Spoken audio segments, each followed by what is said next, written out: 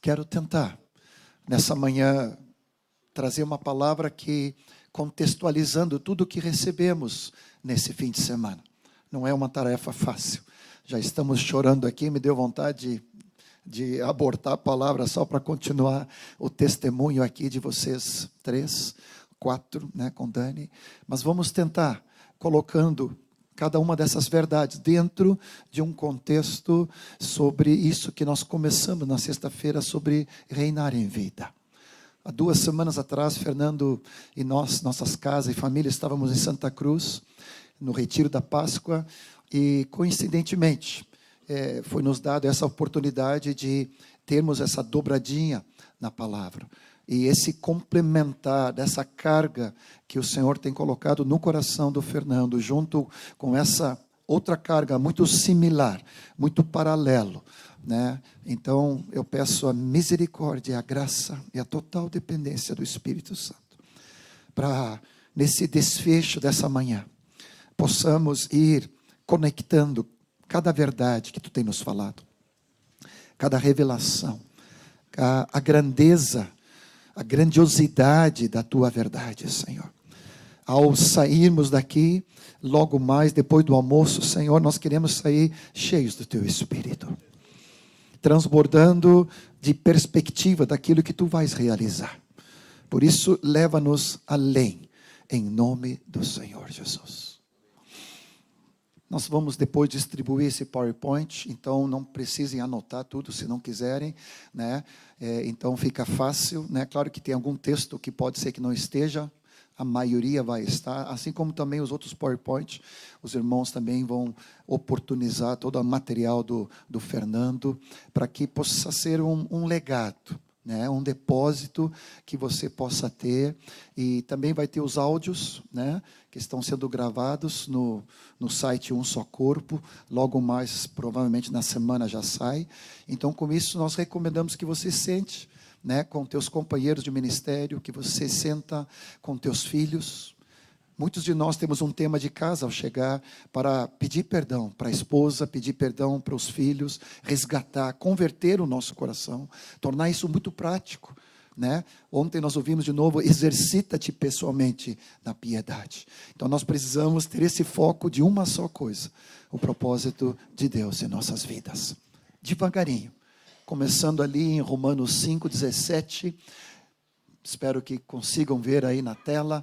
Mas ele é pela ofensa de um, e por meio de um só, reinou a morte, muito mais os que recebem abundância da graça e o dom da justiça reinarão em vida por meio de um só, a saber, Jesus Cristo. O que eu quero trazer contigo nesse conectar de tudo que o Senhor tem nos falado é esse desafio do Senhor, é um chamado ao mesmo tempo para um patamar distinto de reinarmos em vida, né, num aprofundar da vida e da obra de Cristo Jesus em nós.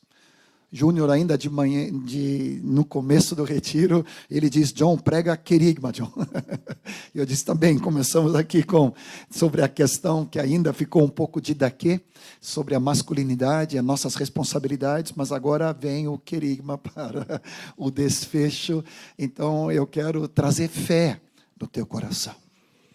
A proclamação do querigma de Deus, ele vai gerar fé em nosso coração. Que esse patamar de qualidade distinta da obra de Cristo Jesus na vida de cada um de nós, isso nos leva para um co-reinado em Cristo Jesus, através da pessoa, por meio da provisão abundante da graça. E o Cleitinho ainda puxou super abundante graça sem a gente combinar nada. Então, assim, o Espírito Santo tá falando. E através do dom da justiça, que foi tão exemplificado aqui, pelo exemplo do Fernando aqui, através daquela criança colocada no chão, para ser adotada, mas o próprio Cristo se tornou pecado por nós, para que fôssemos feitos nele justiça de Deus. Então esse reinar de vida é algo muito forte em nosso coração, há muito tempo, tanto na minha vida como na Marta, como casal. Então é uma palavra para nós como discípulos, para nosso entendimento daquilo que é o chamado do Senhor. Daniel nos falando sobre todos os nossos filhos serão discípulos e serão ensinados pelo Senhor, colocando esse patamar de Deus, né? O controle de qualidade do Senhor é algo muito alto. Mas isso não é para acusação, condenação ou frustração. Isso é para nos encher de fé, que aquele que nos chama é aquele que também executa. Amém? Então, em nome de Jesus, já de começo, nessa palavra, nesse resumão aqui, nesse fim de semana, Senhor, vai gerando fé aos meus irmãos, de que o teu chamado para nós reinarmos em vida, através da tua obra, Cristo Jesus, através da tua vida, que vai sendo encarnado em cada um de nós, nessas revelações fundamentais sobre as verdades que nós temos em ti, Senhor, vai consolidando isso em nome de Jesus. Quando o Senhor me colocou de novo essa palavra, Ele me deu uma sequência no livro de Romanos, textos muito conhecidos que nós já mencionamos aqui, obviamente. Eu creio que nós começamos ali em Romanos 8:28, e numa das versões fala, de fato, sabemos que todas as coisas cooperam para o bem daqueles que amam a Deus, daqueles que são chamados segundo o seu propósito, conforme o seu plano, conforme o seu desígnio. Me cai muito bem essa revelação tão conhecida há tantos anos por todos nós, acerca do propósito eterno de Deus, mas ainda me parece que às vezes duvidamos, quando nós entramos no meio da crise, se de fato estamos dizendo que todas as coisas cooperam para o bem daqueles que estão alinhados. Uma só coisa, alinhados com o foco, alinhados com o propósito, alinhados com o chamamento, alinhados com esse amor inteiro de coração, como o Yuan nos falou ontem. Eu fiquei extremamente impactado com a palavra do Fernando, com todas as palavras, do Fred, do Daniel, do Yuan, cada testemunho de vocês, mas por ter acompanhado muito nos bastidores a vida do Fernando e a Dene e a casa dele, e vendo toda a quebradeira, e ele se expor como ele se expôs aqui, na liberdade do Espírito, para ser transparente, para que tocasse no teu coração. Quando passávamos por aquele vale da sombra da morte, quando ele passava a tentação de se enfurnar na caverna e pendurar a chuteira, chutar o balde, como nós falamos, né? Assim, desistir de qualquer intenção.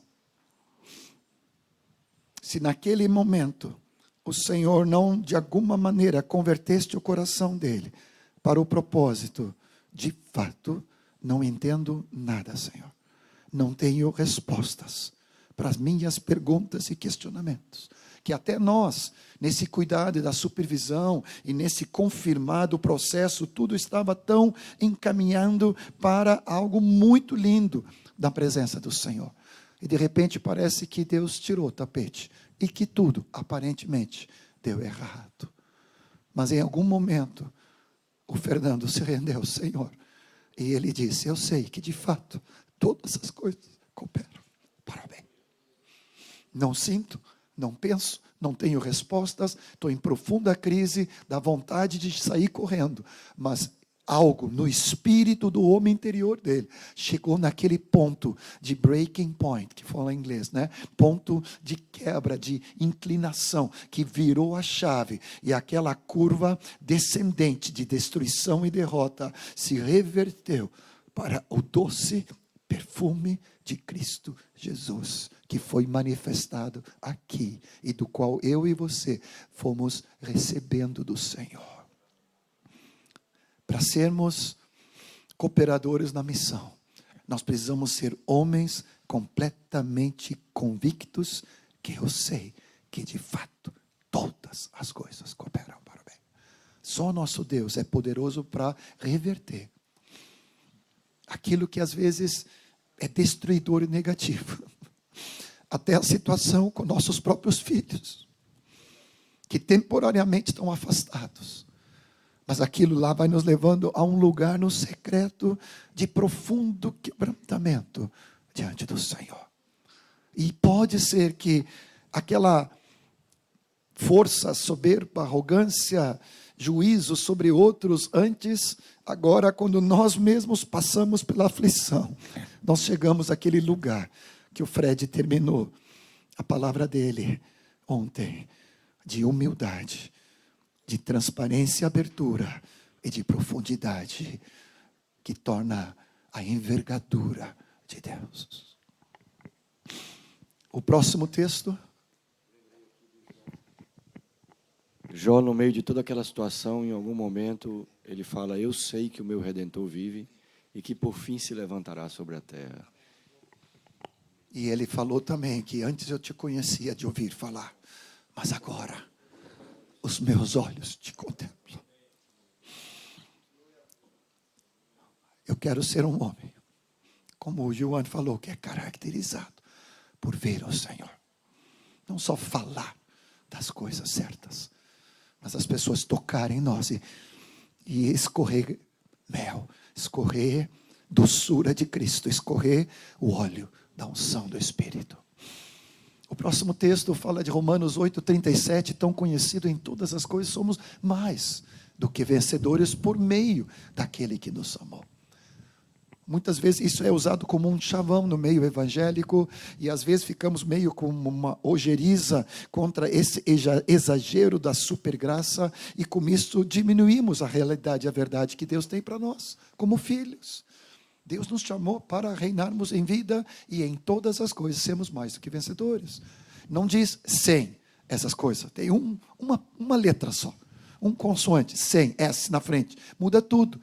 Então, o meio evangélico coloca que é sem essas coisas: dificuldade, perigos, fome, nudez, espada, perseguição, profundidade, alturas, presente e futuro. Ele narra ali todo um contexto que dá um desespero. Quem vai nos separar do amor de Deus? E ele continua dizendo: eu sei que nada, nem ninguém vai me afastar do amor de Deus que está em Cristo Jesus.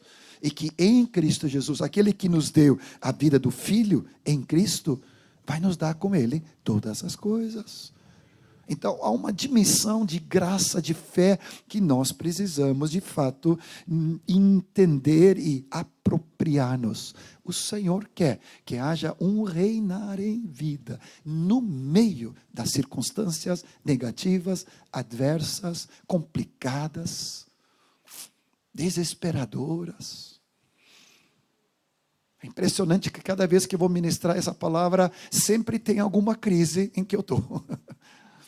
Exterior, interior, alguma coisa, mas o Senhor permite isso para dizer: a minha graça te basta, e é no meio dessa situação de tanta sobrecarga que eu quero que tu continue aprendendo a reinar em vida. Não é sem, é em. Você diz amém? O próximo texto de Romanos 8:15, 16, 17, é o texto que os nossos queridos falaram tanto o Fernando como o Doniel, sobre essa questão da paternidade de Deus, dessa adoção do Senhor. O próprio Espírito testifica com o nosso Espírito que nós somos filhos de Deus. Ora, se nós somos filhos, nós somos também herdeiros. Se Cristo reina, nós vamos reinar com Ele, nós somos herdeiros, e nós somos também co-herdeiros de Deus e co-herdeiros com Cristo, ou seja, reinamos em Cristo, através de Cristo e com Cristo, sobre essas circunstâncias. Se com Ele sofrermos, também com Ele seremos glorificados. Não preciso exaurir mais aqui, porque os irmãos ainda aqui agora foram completando essa palavra, mas nós cremos que é crucial que cada discípulo tenha essa experiência não é conceitual, é experimental da tua própria vida, da paternidade de Deus. Amém? E a revelação de ser filho, como o Fernando colocou com tanta graça. Uma coisa é a paternidade, outra coisa é aprender a ser filho, desfrutar de tudo aquilo que em Cristo foi providenciado pelo Pai para a nossa vida. E eu não estou falando agora de luxos, os supérfluos, ou alguma coisa, né, de um triunfalismo. Eu estou falando que o nosso Deus é Pai. Ele vê, Ele olha, Ele sabe, Ele conhece, Ele provê, Ele supre, Ele vem ao nosso alcance. Ainda nessa Bíblia rabiscada e quase caindo aos pedaços já, eu fui anotando cada vez, em cada lugar, quantas vezes aparece Pai, Pai, Pai, Pai, o meu Pai. Em todo o Novo Testamento, em todo o Velho Testamento. E esse Pai, Ele é o Deus Todo-Poderoso. E esse Pai, que é o teu Pai, Ele é o Deus Criador dos céus e da terra. Ele é todo-poderoso, Ele é o Altíssimo, Ele vem ao nosso socorro. Ao longo desses anos, pensando nessa revelação que tem sido algo tão forte em nossas vidas, tem impactado, transformado, inclusive a minha vida. Eu fiquei pensando que, não, mas era óbvio isso já é uma matéria dada. Isso está na catequese, isso está no livreto 2. Mas aí eu me dei conta que, às vezes, sutilmente, nós colocamos uma ênfase na família, mas não olhamos para o pai da família. Nós proclamamos, e não está errado, não mudou nada, né, de que o propósito eterno de Deus é uma grande família de muitos filhos, semelhantes a Jesus, para a glória de Deus Pai. Não mudou nada, isso é verdade. Só que eu vi que entre nós mesmos, sutilmente, se coloca como se o propósito fosse a família. Mas não fala do Pai, de quem toda a família. Não há a mesma ênfase, não há a mesma revelação que damos para a igreja, o corpo. Nós precisamos dar para Cristo, cabeça do corpo, primogênito dessa família. E nós precisamos dar para quem é a origem dessa família. Não está no texto, não está no PowerPoint, mas Efésios 3, né, 14, vai dizer: por essa causa me ponho de joelhos diante do Pai, de quem tudo que é família se origina. Obrigado, Job. Pode assoprar. Vamos fazendo esse desfecho. É do teu casamento. E a esse Deus é poderoso para fazer infinitamente mais. Você diz amém? Vou te contar algo pessoal. Eu descobri que eu lutava, mesmo já servindo ao Senhor no presbitério, né, e nesse começo de serviço de natureza apostólica, mas eu vi às vezes que quando a Marta às vezes me chamava para uma conversa, né, aquele negócio de eu preciso falar contigo, tu já sabe, estou frito em pouca banha. Senhor, o que vem por aí? O que eu aprontei? Né?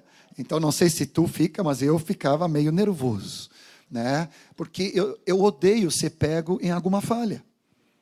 Eu não gosto, não é de reconhecer, eu reconheço o erro, mas eu não gosto de ser pego em nenhum erro. Eu prefiro antecipar, corrigir e já vir com matéria dada, pronta. Então, quando eu sou pego, seja pela Marta, seja pelos meus queridos companheiros, e o Ismael não tem esse cabelo branco e essa santidade toda, não é à toa, né? Porque, olha, o serviço que eu dei para eles não foi pouco. É verdade. Ele confirma, não estou exagerando aqui. Quando eles me pegavam, e com toda a graça, né? E às vezes corrigindo, eu vi que de mim dentro saía uma reação forte.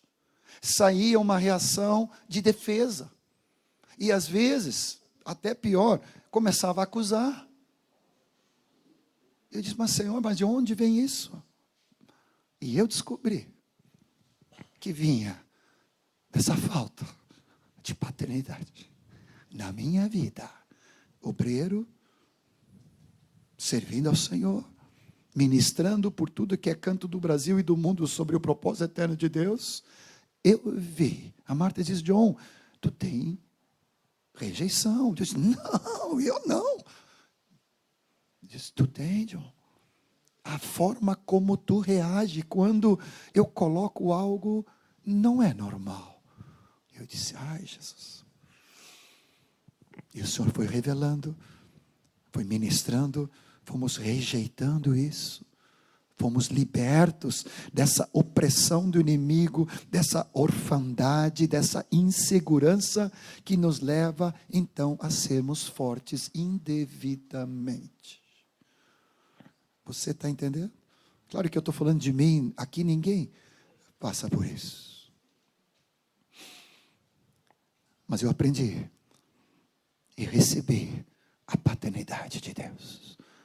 Eu sei que eu sou filho, e eu sou filho amado, eu sou filho querido, eu sou filho desejado, sou filho esperado, aguardado, lá no sul, chuleado, desejado, filho querido, filho amado, filho do coração, filho que, eu tenho esse lugar no coração do Pai.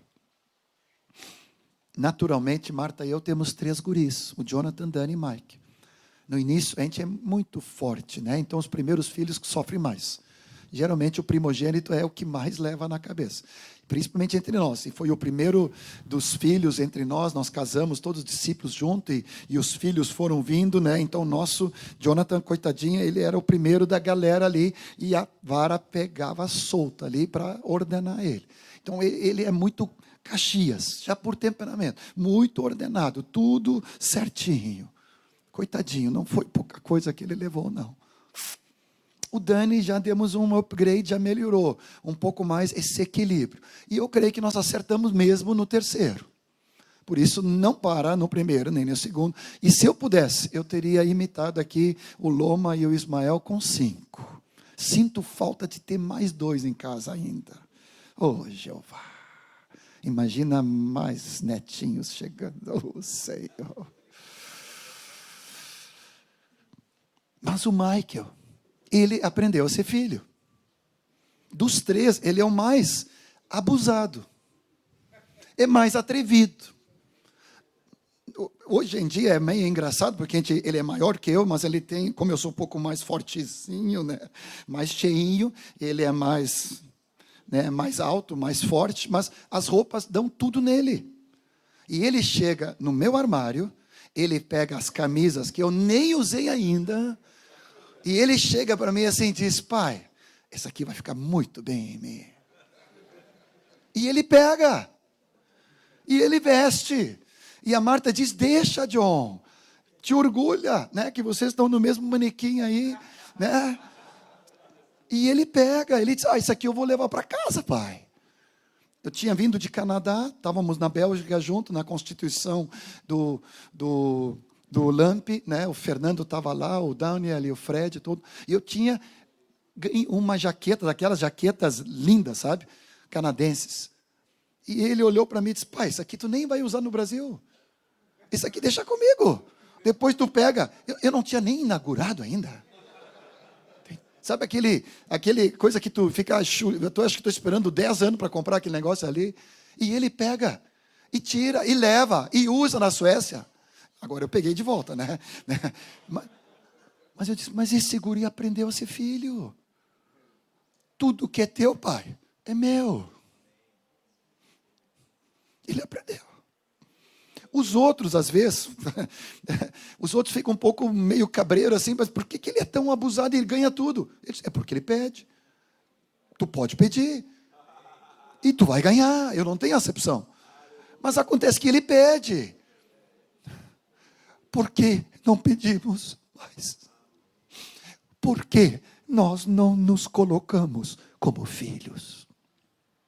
Que se assenta à mesa, Mefibosete, onde as tuas falhas são escondidas. Senta à mesa, o pão é para os filhos. Tu tem direito. O próximo texto, 2 Timóteo 2, fiel é a palavra de Deus. Se já morremos com Ele, também com Ele viveremos. Provavelmente falando a respeito do batismo. Se perseveramos, também com Ele reinaremos. E reinaremos em vida, como reis, diz numa outra versão. Se o negamos, Ele por sua vez nos negará. Mas se somos infiéis, Ele permanece fiel. Os comentaristas que eu procurei falam que isso era possivelmente um cântico na igreja primitiva.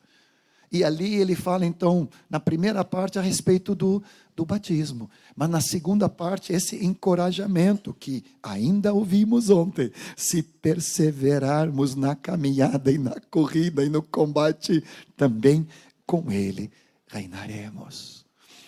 1 Pedro 2 vai nos falar que nós somos sacerdócio real.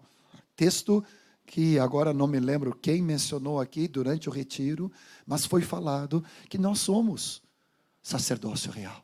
Nação santa, foi o Fernando que falou depois o versículo 10, isso mesmo. Propriedade exclusiva de Deus a fim de proclamarmos as virtudes daquele que nos chamou das trevas para a sua maravilhosa luz. Nós que antes não tínhamos misericórdia, mas fomos alcançados pela misericórdia de Deus. A nossa identidade como filhos, nosso exercício real como sacerdotes. Na sexta mencionei rapidamente Apocalipse, falando capítulo 1, versículos 5 e 6, que da parte de Cristo Jesus, a fiel testemunha e o primogênito dos mortos, e o soberano dos reis da terra, aquele que nos ama e pelo seu sangue nos libertou do nosso pecado e nos constituiu reino e sacerdotes. Uma outra versão fala reis e sacerdotes. E desde sexta-feira, o Senhor tem nos falado. Depois, pela palavra do Doniel aqui, no sábado à noite, na sexta de noite, o complemento do Júnior falando a respeito da nossa intercessão pelos nossos filhos e esposa. O testemunho do Job de todos os dias orar pela nossa casa e família. Somos sacerdotes e através do sacerdócio de oração, de adoração, de serviço em amor, nós vamos trazer o reino de Cristo Jesus na nossa vida, na nossa casa. Só para catequese, levanta as tuas mãos comigo, mesmo sentado. Começa a orar, profetizando sobre a tua casa, sobre o teu retorno para lá.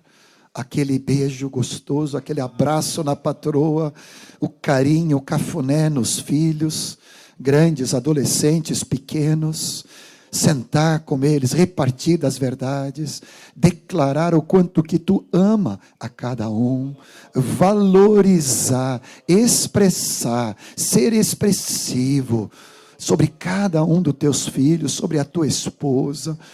Tu és sacerdote, intercedendo em línguas, levantando mãos santas, pegando a marreta do Senhor para quebrar toda a resistência do diabo, quebrando as muralhas, como o Reinaldo viu profeticamente sobre a visão, sobre o Stanislau Júnior, quebrando as amarras do diabo, chegando no coração dos filhos. Nós queremos sair daqui como reis e sacerdotes, reinando em vida, debaixo dessa paternidade, debaixo dessa filiação, debaixo dessa revelação, que todos nossos filhos serão discípulos do Senhor. Essa é a verdade, essa é a realidade que vai acontecer, em nome de Jesus. Então, não para no retiro de interceder. Você solteiro pode dizer, mas eu não tenho ainda nem esposa, nem filho. Levanta as tuas mãos e ora para que elas venham, para que a esposa venha, para que os filhos venham. Profetiza sobre o teu futuro, em nome de Jesus, para que ela seja preparada, e também para que tu seja preparado, para começar um relacionamento. Amém? Quando o Senhor colocou essa palavra, veio muito forte que esse reinar em vida é tanto aqui e agora, como no reino escatológico. É um paradoxo, é uma aparente contradição, porque o reino já é chegado, mas vai se completar totalmente com a vinda do nosso Senhor Jesus Cristo, né? E com o reinado nesse milênio e depois por todos os tempos e eras, onde nós estivermos na eternidade com o Senhor. Coloquei um quadro que depois você vai ganhar, colocando aqui e agora. Quando Jesus chega, ele vai proclamando arrependimento, primeiro João Batista, depois o próprio Cristo. Arrependei-vos porque o reino de Deus já chegou ou está próximo, ou já é chegado. Eu gosto muito de uma expressão em inglês que fala, o reino está ao alcance da tua mão, at hand. É algo muito, não sei porque algumas línguas diferentes te dão uma visão mais clara. Está ao teu alcance, o reino é chegado, toca nele. Então essa foi a proclamação de João Batista. Jesus, primeira palavra, tudo isso é matéria dada para todos nós que estamos vivendo nessa vida do reino de Deus. O Doniel falou aqui a respeito de que venha o teu reino, juntando o Pai nosso que está no céu, santificado seja o teu nome, linkando paternidade com o governo de Cristo Jesus. Venha o teu reino, seja feito a tua vontade aqui na terra. E logo depois fala o pão nosso de cada dia. Ou seja, essa oração é diária. Você diz amém? O reino já é chegado. É algo cotidiano. Eu tenho tomado essa prática em cada localidade que eu chego. Me lembro que eu fiz isso muito explicitamente quando eu cheguei no encontro de homens da Suécia. Quando eu cheguei no terminal em Gotemburgo, eu fui orando em língua, saindo ali do, acho que é finger que se chama, né? Aquele, né, ali para tu sair, né? Aquele túnel ali, e eu fui orando em línguas, depois fui proclamando, eu proclamo, venha o teu reino nessa nação, venha o teu reino, seja feita a tua vontade aqui na Suécia. A mesma coisa aqui agora em Recife, venha o teu reino, em Jaboatão, em Candeias, em Janga, em Paulista, em Olinda, em João Pessoa, em cada lugar, Senhor, desse Nordeste. Você diz amém? Ao chegar em casa, venha o teu reino nessa família. Coloca a mão no teu coração e diga, venha o teu reino sobre essa terrinha aqui, sobre a minha vida. Senta-te no trono do meu coração, Senhor. Tu és o meu Pai. Seja feita a tua vontade, o teu governo estabelecido. Queremos levar a sério o teu reinado sobre nossas vidas. Quando Jesus expulsa os demônios, ele diz, certamente é chegado o reino de Deus sobre vós. Se eu expulso demônios pelo dedo de Deus, então as trevas têm que ir embora. Por isso faz parte, né, do pacote da missão e de fortalecendo a missão, proclamando o reino, curando os enfermos, expulsando demônios, ensinando como Jesus fazia em cada sinagoga. Faz parte todas essas revelações. Nós precisamos discernir. E aonde tiver qualquer manifestação do inimigo, qualquer brecha, nós mandamos embora em nome de Jesus. Porque é chegado o reino. E as trevas não podem ficar. E ainda Lucas 21, 17, 21 vai dizer, o reino de Deus está dentro. Não está lá, não está acolá, está dentro, está entre nós, está no meio de nós. Então é presente. Amém? Não temos dúvida nenhuma sobre isso. Mas também é escatológico. Porque o texto de Mateus 19, 28, interessante, fala da regeneração de todas as coisas. Não é um novo nascimento pessoal. É a regeneração e a reconstituição de novos céus, nova terra, uma nova humanidade, um novo começo. Então, ali, a palavra diz que vós, os discípulos, vos assentareis em 12 tronos para julgar as 12 tribos de Israel. Mas não só para eles. Coríntios, quando fala sobre isso, diz que nós vamos julgar as coisas deste mundo, os santos. E ainda fala que nós vamos julgar os anjos. Meu Deus do céu, é bom se preparar agora. Vamos fazer o estágio probatório aqui. Vamos fazer o estágio reinando em vida aqui agora. Senão você vai estar desqualificado lá. Então é melhor começar a reinar aqui, julgando as coisas dessa vida, não permitindo que nada venha a atrapalhar a obra de Deus em nossos corações. Amém? Apocalipse 21, 24, versículo 4 vai dizer: reinaram com Cristo durante esses 1000 anos. Então ali, claro, no cumprir-se totalmente o reino estabelecido, com Cristo reinando e os seus santos com Ele. Ao chegar lá, eu quero escutar: servo bom e fiel, foste fiel no pouco, sobre muito te colocarei. Combateste o bom combate, perseveraste na corrida e na luta, combateste até o final, completaste a carreira, combateste o bom combate, e agora guardaste a fé.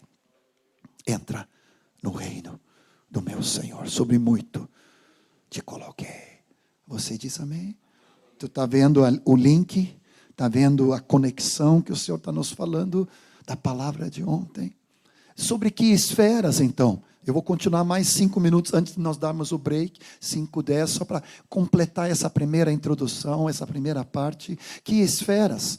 Eu citei essa tela na sexta.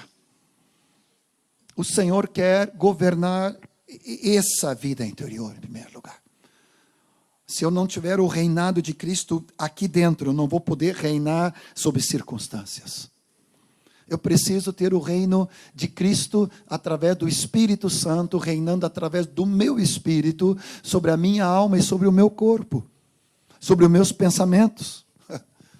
Fernando nos falou sobre aquele ciclo insano que os irmãos da Bélgica chamaram, e é verdadeiramente insano. É um looping maligno de pensamentos, sentimentos, atitudes, valores ou crenças que vai se confirmando de destruição pelo inimigo, se isso não é cortado, esse looping.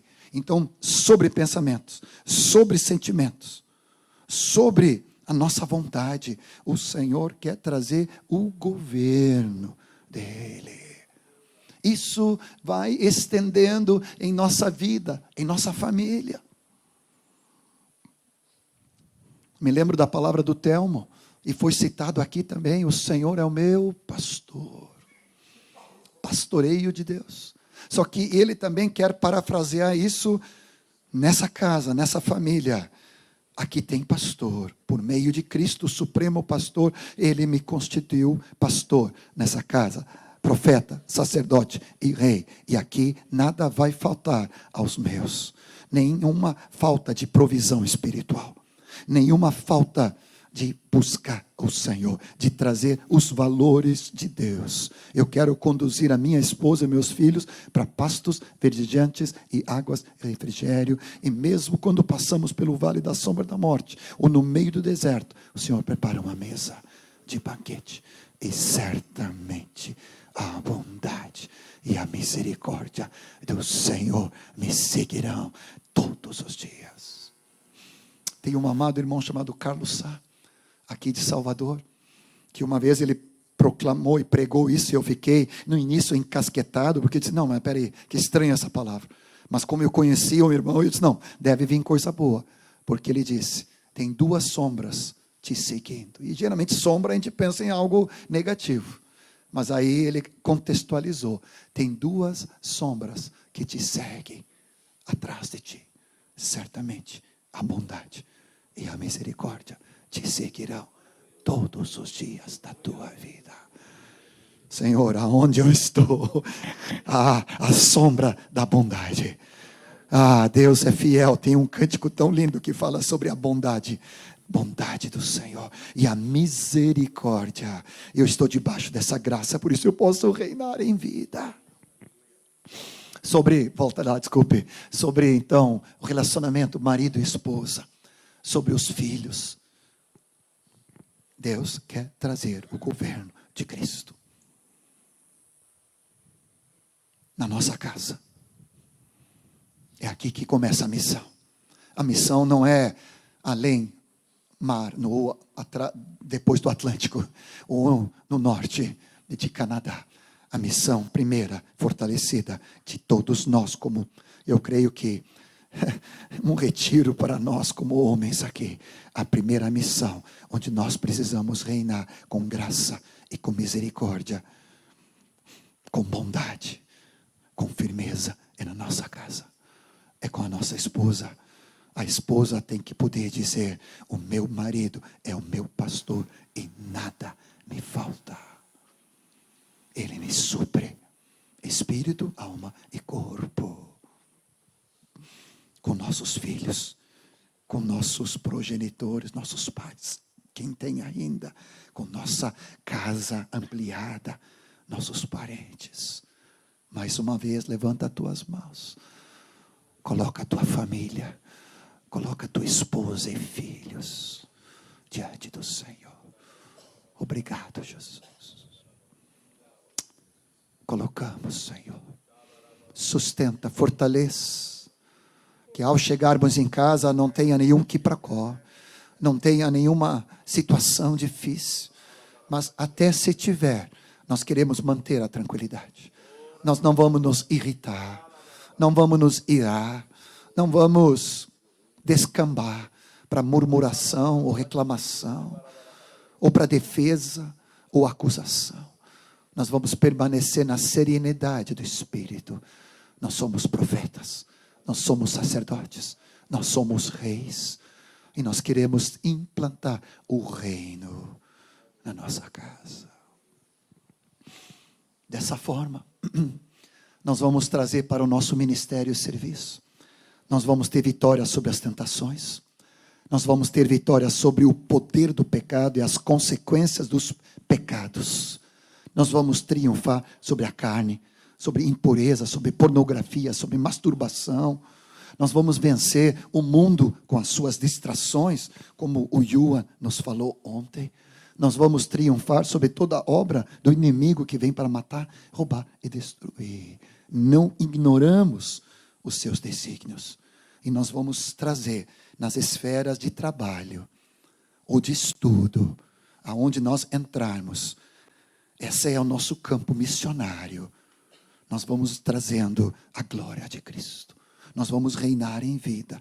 Nós vamos refletir, reverberar a luz, como foi falado aqui. Nós vamos repercutir a luz de Cristo, como Eduardo nos falou. Repercute, ecoa, através de nosso avanço, a glória de Deus, porque queremos reinar em vida, no nosso trabalho, com honestidade, com fidelidade, com lealdade, com integridade, com presteza, com eficiência, com pontualidade.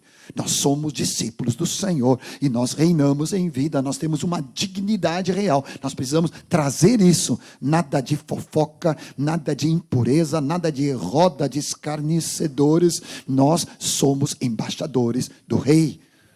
No trabalho, no estudo, na faculdade, aonde nós estamos, em qualquer circunstância. Nós recebemos, Senhor. Amém, Senhor. Nós recebemos. Amém. Me lembrei de José. Tudo parecia perdido para ele. Ele foi decaindo, primeiro vendido e jogado no poço pelos seus irmãos.